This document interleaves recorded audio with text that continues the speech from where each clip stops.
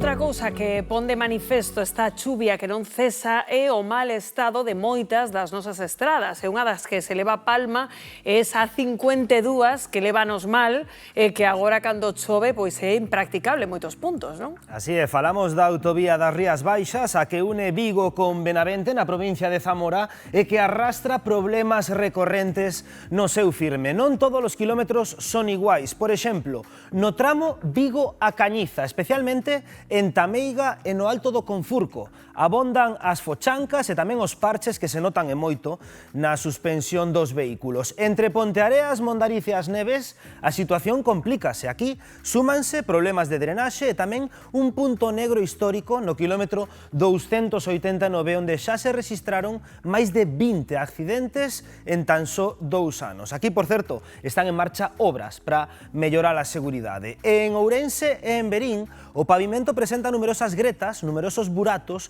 que son reparados constantemente. Nas últimas horas tivo que ser cortada, por certo, entre Monterrey e Verín, sentido Benavente, polo desprazamento perigoso un treito desa estrada, polo desprazamento da carga dun camión que levaba case 80 placas de mármore. A carga quedou inclinada cara ao único carril que estaba aberto ao tráfico, con risco real de emborco. Por iso na zona, os estamos ali, piden mellorar o estado do firme. Os condutores din que esquivan cráteres en plena marcha con picadas, reventóns e sustos que se repiten día tras día, Rocío Padín.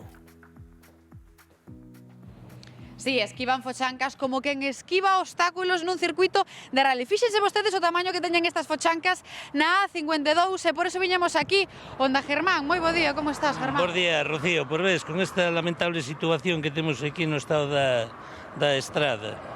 Isto levámoslo sufrindo xa durante un tempo, pero ahora agravouse máis a raíz da gran cantidad de auga que ten caído, pois isto as fochancas profundízanse moito máis. Ti, se tuveras que describir o estado da A52, como describirías? Por o que che dixen antes, moi lamentable, está nun estado de deterioro, pero constante.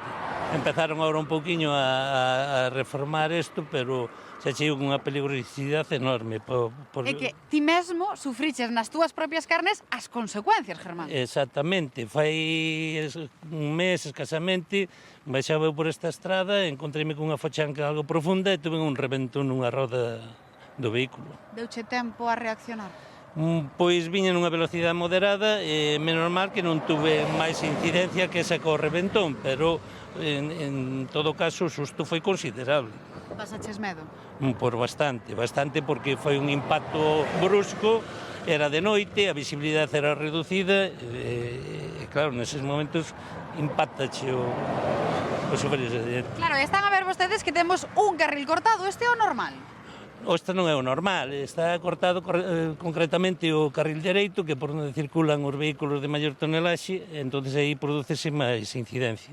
Claro, aquí os que bebides aquí xa sabedes máis ou menos como esquivar as fochancas, pero alín que ven de novo e co gran peso dos vehículos pesados, isto agrávase. Isto agrávase considerablemente. Xa ves tú a situación, sobre todo de noite, que o que eu che dicía antes, que a visibilidade é moi reducida e a xente que non conoce o terreno. Ti crees que vai haber unha posible solución?